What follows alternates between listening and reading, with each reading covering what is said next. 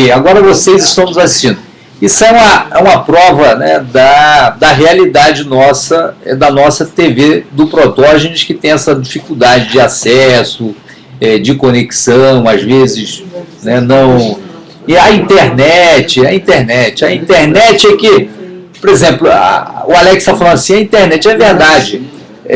A internet no Brasil é a verdadeira carroça, Zé. Estou aqui com o nosso comandante José da Guarda Municipal lá de São Bernardo, que vai entrar no próximo bloco, né, junto com o nosso Joselito, que é da Guarda Municipal aqui da capital. Então, a nossa internet ainda é uma carroça. Ainda é uma carroça. Você sabe que teve pessoas, Alex, que não conseguiram perguntar porque caiu o sinal, não apareceu o programa total, na hora que ia perguntar.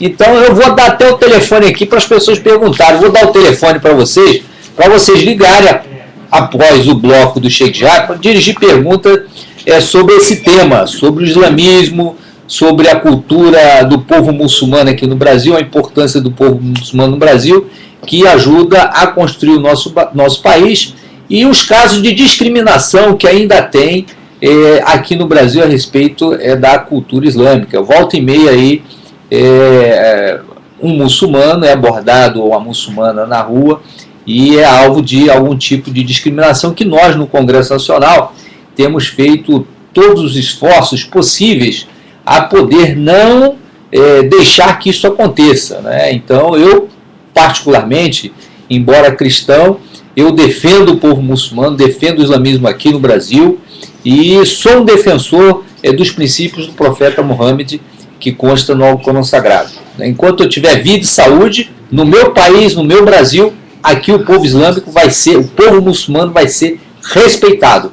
O islamismo vai ser respeitado.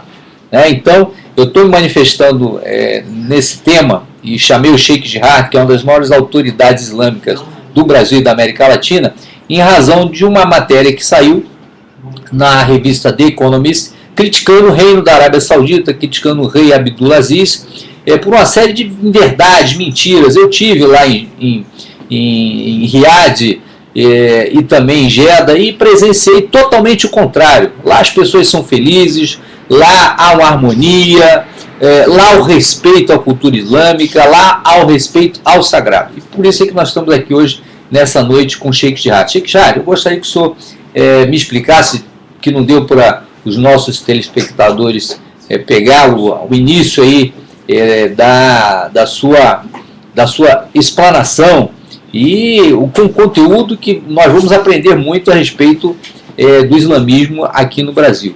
Então, a importância do povo muçulmano no Brasil. Será que o povo muçulmano veio agora na década de 30, na década de 60? Quando é que a cultura islâmica passou a ser percebida aqui no Brasil? Quando é que nós tivemos os primeiros sinais da cultura islâmica e da imigração muçulmana aqui no Brasil?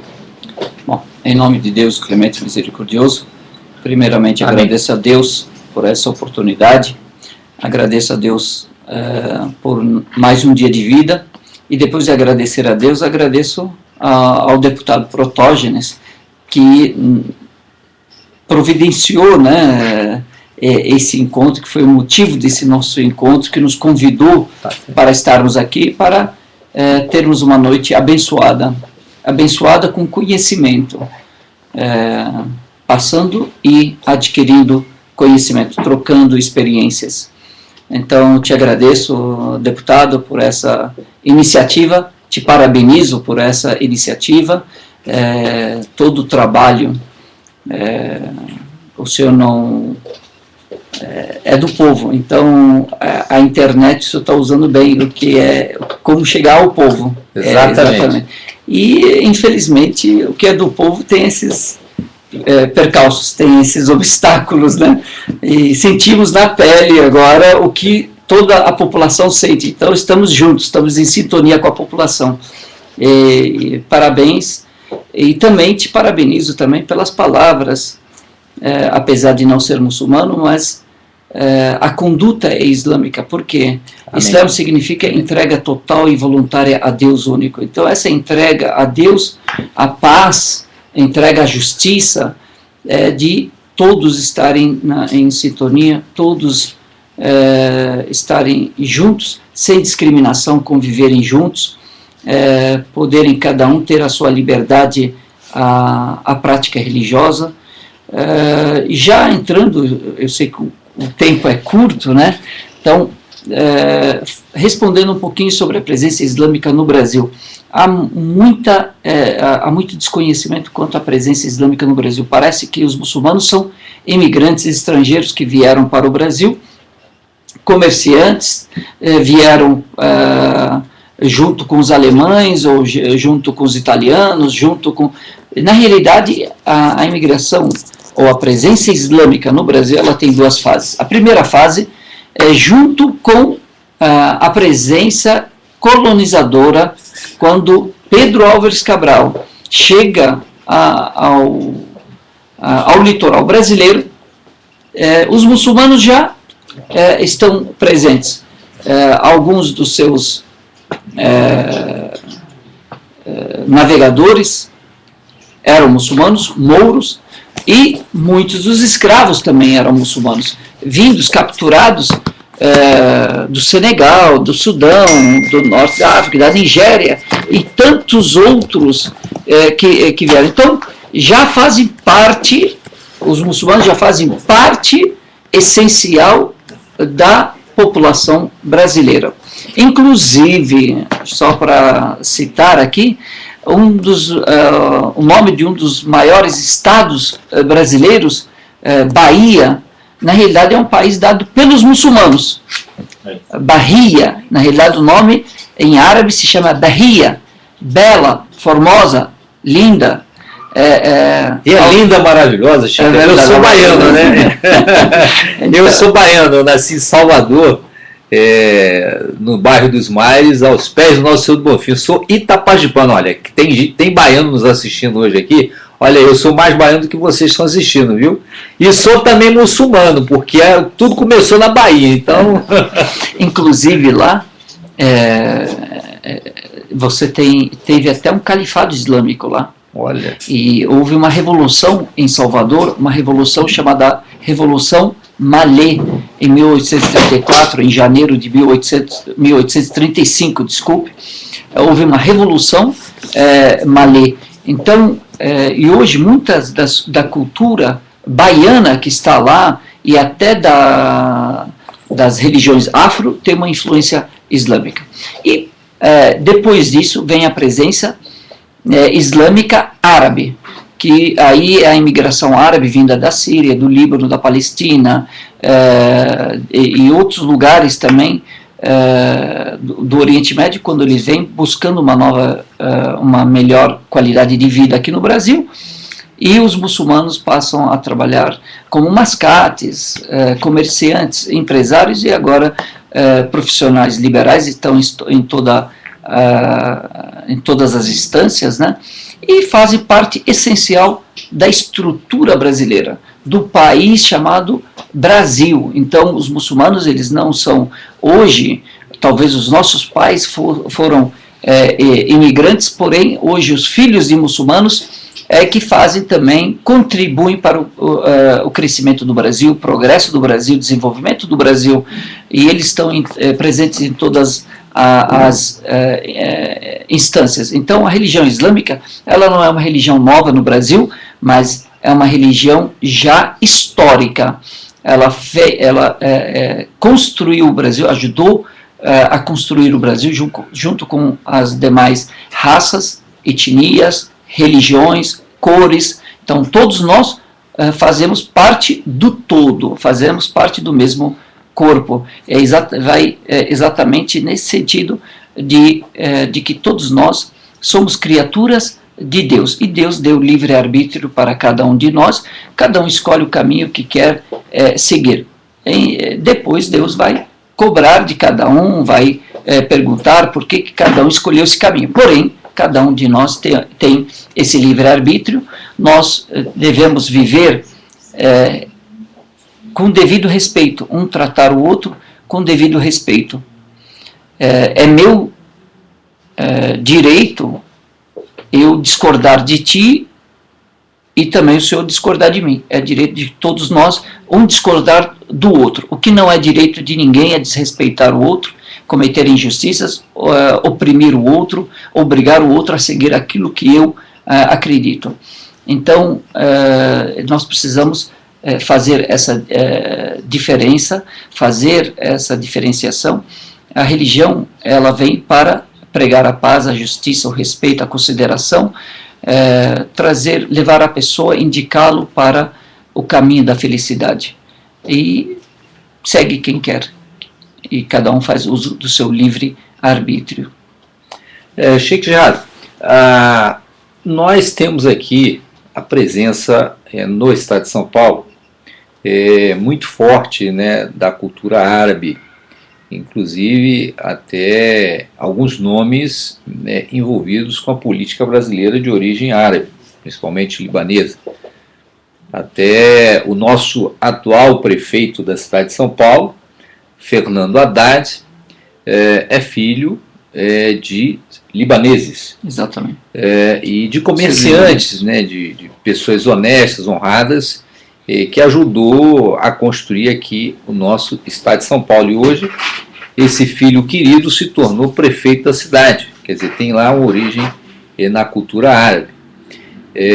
Além de outros importantes políticos, o próprio vice-presidente da República, Michel Temer, também tem origem árabe, libanesa. Então a presença ela é muito forte. O senhor poderia falar um pouco dessa presença da cultura árabe aqui no nosso estado de São Paulo? Aqui, inclusive, salvo engano, tem uma antiga mesquita, uma importante mesquita ali na região do Brás, não é isso? Não é na região do Brás, não. É na Avenida do Estado, ali, bem encostadinho do Brás. Então, você poderia falar um pouco? Bom, como nós falamos, né, a presença islâmica árabe, ela veio mais da Síria e Líbano, né, e Palestina. Havia guerra Segunda Guerra Mundial, pós Primeira Guerra Mundial e pré-Segunda Guerra Mundial, e aí depois se acentuou, né? As pessoas buscando uma qualidade de vida melhor, e não foi somente os muçulmanos, não foram somente os muçulmanos que imigraram, mas também muitos cristãos também fugindo da mesma situação social, econômica daquela região, foram buscar uma qualidade de vida melhor, vieram para o Brasil e cada um veio para um local. Primeiro eles vinham no Porto de Santos, a maior parte vinha pelo Porto de Santos e depois ia entrando pelo Brasil, trabalhando como mascates, e vieram muitos cristãos também. Então, hoje a presença só de libaneses no Brasil e descendentes são 11 milhões. Fora os sírios, fora os palestinos, e outros lugares, outros árabes de outros lugares. Então, certamente influenciaram na vida. E basta ver na área da culinária, né, deputado? Esfirra, quibe, tabule. Eu sou suspeito. Eu gosto muito daquele quibe gostoso, redondinho, chamado aquele michui. Que tem com aquela semente lá do deserto, uma planta do deserto, chamada esnoba. Então, ali é maravilhoso, né? Maravilhoso. E além disso... Além daquele trigo com franguinho desfiado, que é uma beleza, né? A Dib chega a estar ali de água na boca. Ali. Então, na realidade, a contribuição árabe, agora falando da contribuição árabe no Brasil, ela não se restringe somente ao desenvolvimento físico do Brasil, mas também cultural.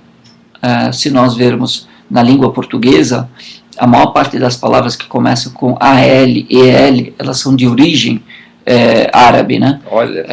Alfaiate, por exemplo, vem da palavra al-Khayyat. Recife vem da palavra ar-Racif, chamado de arrecife, porque tinha arrecifes. Arrecife em árabe significa meio fio, calçada. Que forma uma calçada, aqueles arrecifes. Sim, fazem, que bloqueia a passagem d'água. Exatamente. Acre, né, em árabe, Akher, que era o último, as pessoas, os mascates vinham e onde é que você está trabalhando? Eu estou trabalhando no fim do Brasil, no Akher, no Brasil. Acre, passou a ser Acre, e assim por diante. Além disso, nós temos a questão da arquitetura.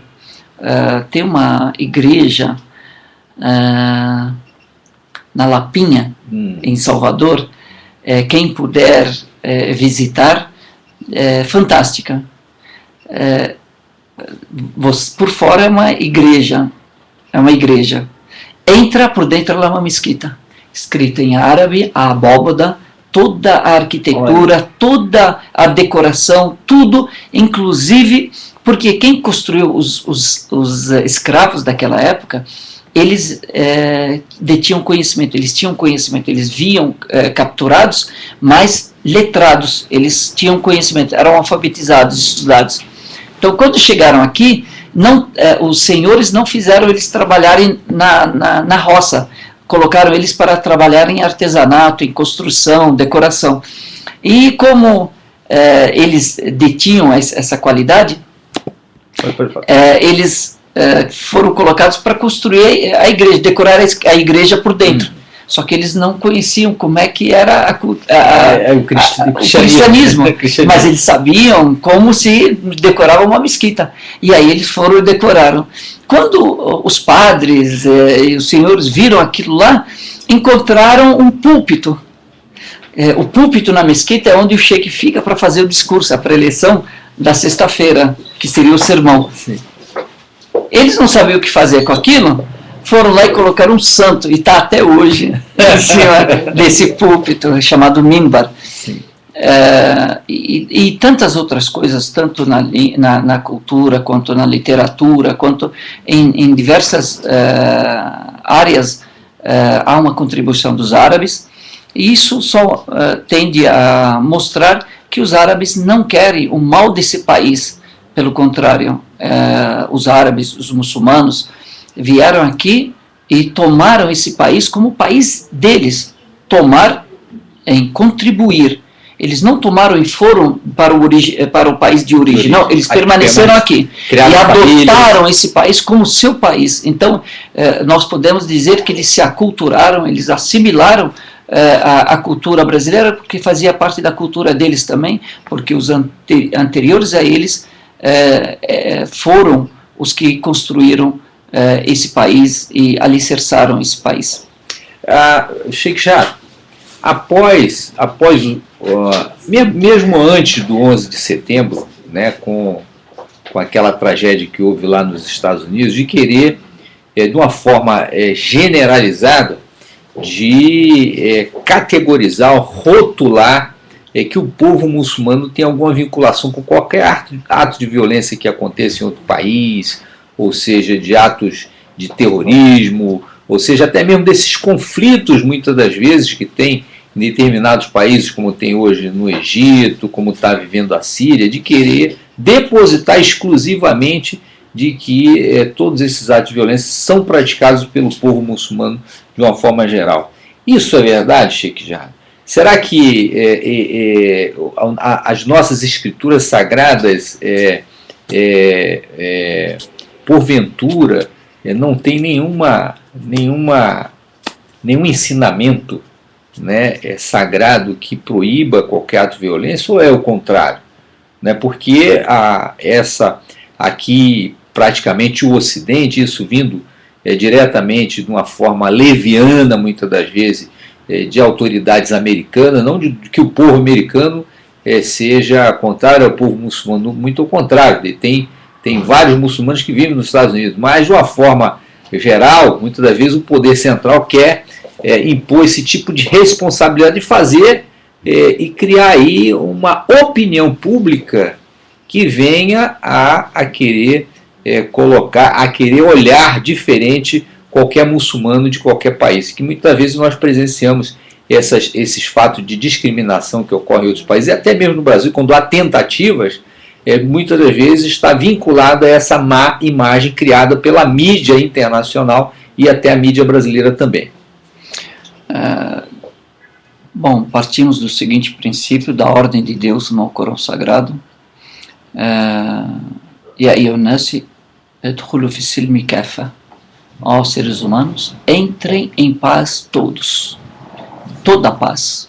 Então, a religião islâmica, a própria palavra Islam, ela deriva da palavra Salam, em árabe significa paz. Então, o nome da religião é paz. Então, uma religião cujo nome seja paz, não pode pregar a violência. Pelo contrário, ela só prega a paz. Inclusive, é proibido que uma pessoa imponha a sua religião ao outro, um muçulmano impor a sua religião, tanto que Deus no Corão Sagrado ele diz, não há imposição quanto à religião, ninguém pode oprimir o outro, impor a sua religião ao outro. Então, nem esse ato de violência pode dentro da religião islâmica. O que acontece? Nós temos 1,5 bilhão de muçulmanos ao redor do mundo. Falar que todos são santinhos, aí é demais, né? São pessoas. A religião ela é perfeita. Nós temos os seguidores, e os seguidores têm o livre-arbítrio. Nem todos seguem corretamente. Aqueles que seguem corretamente a religião islâmica, ou a maior parte, eles são na mesma proporção corretos, são pessoas pacíficas, são pessoas honestas, são pessoas decentes, são pessoas que querem o bem para as outras. Agora, aquele que é só de nome e não pratica nada da religião, ele vai fazer igual o que tem de cristãos aí na cadeia, assassinos e tal, porque não seguiram os ensinamentos nem de Jesus nem de Deus. E assim também com os judeus, aqueles que são só de nome e que não seguem as ordens de Deus para adorá-lo unicamente, para serem justos, para que sejam respeitosos, para que sejam honestos, e assim por diante. Então, na realidade, a questão, o problema está na qualidade do seguidor. Porém, a maior parte dos muçulmanos ela é correta, ela é honesta, ela é praticante. Agora, em nenhum momento a religião islâmica ela permite que alguém agrida o outro ou cometa qualquer injustiça. O que aconteceu nos Estados Unidos no 11 de setembro, isso foi um ato terrorista. Até hoje não foi provado que foram muçulmanos que fizeram. Então, a suspeita ou ela abrange todos do globo terrestre, né, inclusive americanos, então todos são suspeitos. Ou todos são inocentes até que se prove a culpa. O contrário. Então, o que devemos fazer? É buscar quem praticou isso, julgá-los e puni-los adequadamente, sendo muçulmano ou não. Por quê? Porque é um ato terrorista, porque é um ato de agressão. Agora, sem provas, um governo, e não o povo, o governo americano, acusar, julgar e punir aleatoriamente, eu acho que é um pouco de injustiça nisso, né? A gente fala um pouquinho para não falar muita injustiça, né? E difamar uma civilização que governou grande parte do mundo 14 séculos. E nós não vimos isso, pelo contrário. Na época da Idade das Trevas, da Idade Média, na Europa, onde as pessoas eram proibidas de lerem, as pessoas não tinham acesso ao conhecimento, os muçulmanos fizeram no século XV, os muçulmanos matemáticos, astrônomos muçulmanos, fizeram o cálculo exato da distância entre a Terra e a Lua, ida e volta. Então isso é só, você não passa hoje, não veja hoje o que falam dos muçulmanos, mas veja o que os muçulmanos fizeram ao longo da história. A contribuição dos muçulmanos durante 14 séculos. Não veja o que se fala há 10 anos ou 20 anos dos muçulmanos, mas veja o histórico dos muçulmanos de 14 séculos. 1400 anos, os muçulmanos. Você não lê um livro sem que você veja alguma coisa. A numeração que está nas páginas, são números arábicos. Geometria. arquitetura, astronomia. Qualquer pessoa vá no planetário e pergunte para os astrônomos que estão lá qual a contribuição dos muçulmanos, dos árabes, para o desenvolvimento da astronomia. Vá para a faculdade de arquitetura e pergunte qual que é a contribuição dos muçulmanos na arquitetura, na medicina, na matemática, no direito, o canon, e assim vai. Então, se a pessoa ficar em dúvida, olha, estão falando mal dos muçulmanos, leia o histórico dos muçulmanos, do islamismo. O que eles fizeram durante 14 séculos, e você poderá comparar com o que se fala hoje com aquilo que eles fizeram durante 14 séculos. E assim, são tantas coisas, só que o tempo é muito curto. Novamente eu agradeço ao deputado essa oportunidade, que Deus te abençoe, e não posso deixar de terminar, encerrar, sem agradecer a defesa que o senhor tem feito, defendido os muçulmanos, gratuitamente, de livre e espontânea vontade, em todas as instâncias, onde quer que o senhor está, o senhor defende os muçulmanos, e a gente viu isso sem que a gente pedisse, sem nada. O senhor defende no púlpito, lá no plenário da Câmara dos Deputados, em todos os lugares. Alguns veículos, infelizmente, de comunicação acabam disseminando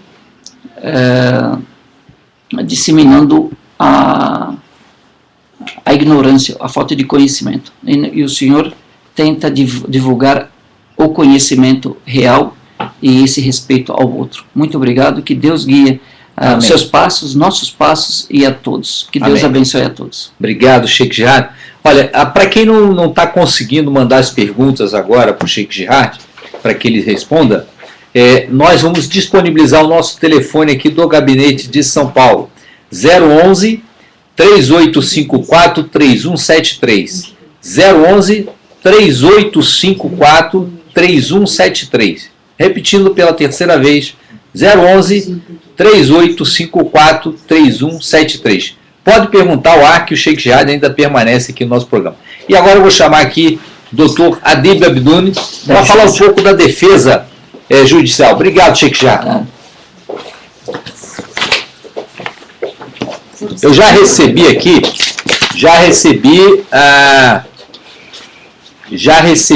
algumas perguntas aqui. Olha, recebi a pergunta da Ana Camila Freire, tá?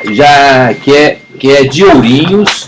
Recebi do Paulo Roberto Natal, tá? Aqui de São Paulo. Recebi do Vinícius Dalacem, que é de Vilhena e de Rondônia, lá de Rondônia, Vinícius. Nós vamos te responder, tá, Vinícius? E também do Sérgio Messias. Também já recebi aqui uma pergunta.